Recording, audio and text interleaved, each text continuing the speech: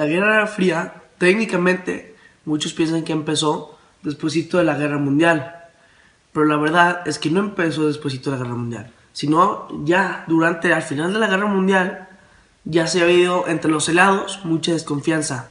Entre Rusia y Estados Unidos y Gran Bretaña había mucha desconfianza entre ellos, más de Rusia a Estados Unidos y Gran Bretaña.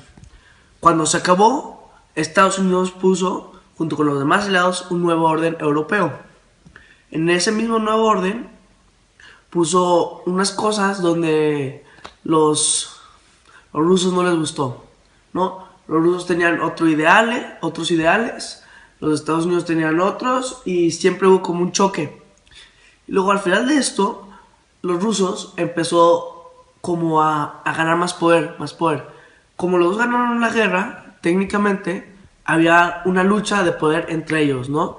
Entonces empezaron los rusos con el comunismo y los Estados Unidos, ya con su república bien hecha, pues cada uno a empezar a un empoderamiento sobre ellos. Entonces tuvieron muchísimas armas, mucho así, porque como había tanta desconfianza entre ellos dos, ya había un tipo de amenaza por el poder que se podía crear.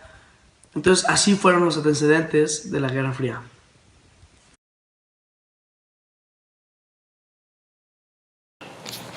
Mi nombre es Santiago Muriel y hoy vamos a hablar acerca de los hechos que ocurrieron durante la posguerra fría. La posguerra fría es el tiempo en el cual se transcurrió después de terminar la Guerra Fría. Esto se divide en cuatro principalmente. El primero, y el que más hay que resaltar, es la caída de la URSS. Pues si ustedes recuerdan, al finalizar la Guerra Fría, todavía no estaba oficialmente disuelta la URSS. Entonces el principal suceso, la principal hecho es la caída de la URSS pocos años después del fin de la Guerra Fría. Por ese lado, el segundo hecho importante fue que Estados Unidos asciende como la potencia mundial, la única potencia mundial de ese entonces. Pues como siempre estaban compitiendo entre Rusia y Estados Unidos, cuando cae la URSS, pues Estados Unidos sube como la primera potencia. El tercer suceso sería que gracias a que la URSS cae y que Estados Unidos queda como única potencia, da la oportunidad a nuevas potencias como China y la India de crecer y poder llegar a ser pues lo que son hoy en día, que forman parte de las potencias mundiales. Entonces, de alguna manera u otra le dio la oportunidad a estas nuevas potencias de crecer, de desarrollarse económicamente, todo. Y en cuarto lugar,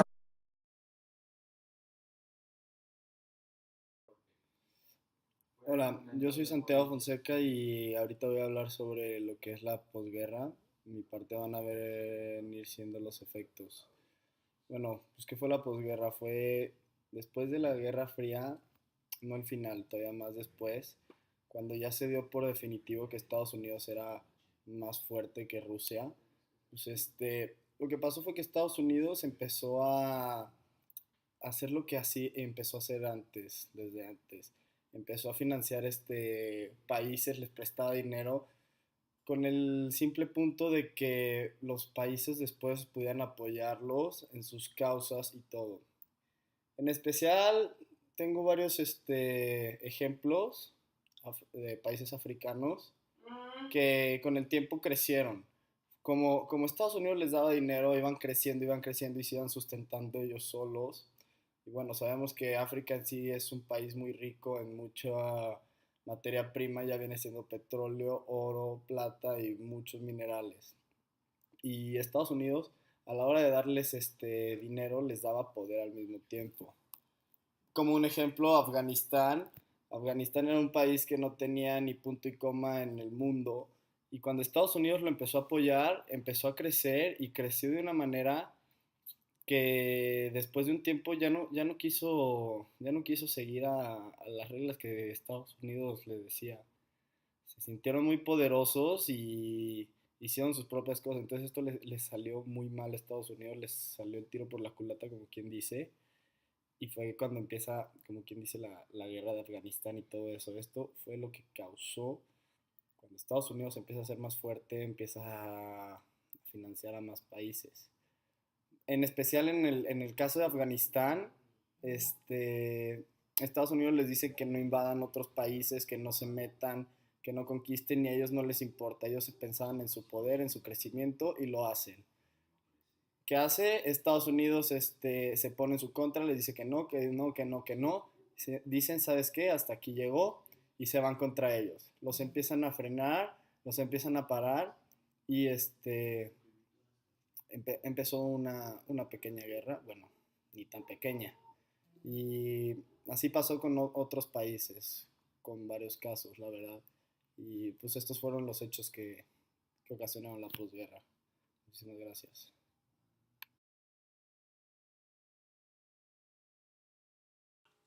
Buenas, profe. Mi nombre es Juan Pablo González y voy a hablar sobre la resolución de la posguerra fría. Bueno, para iniciar, el final de la Guerra Fría influyó directamente sobre los países de América Latina, por ejemplo Cuba, una pequeña isla a 90 millas de la potencia hegemónica mundial que es Estados Unidos, que le declaró a su enemiga eterna. Perdió su contrapeso soviético. Lo asombroso fue que este país seguía demostrando, en contradicción con el resto de las naciones de la región, un crecimiento verdadero y una situación social bajo control, sin desnutrición infantil, con programas que ayudaron a la gente, en unas áreas en niveles comparables a los que países del primer mundo llamado estabilidad. Para el resto de América Central, el efecto fue otro. El aparente fin de la rivalidad bipolar apareció poner término a los conflictos ideológicos, pero los fundamentalistas de los diseños de la política exterior estadounidense, que por otra parte estuvieron detrás de las negociaciones de paz de cada uno de los conflictos de la región, se empeñaron en caracterizarlos como ideológicos. Sin embargo, se trataba de más ni menos de las revoluciones contra los sabios coloniales.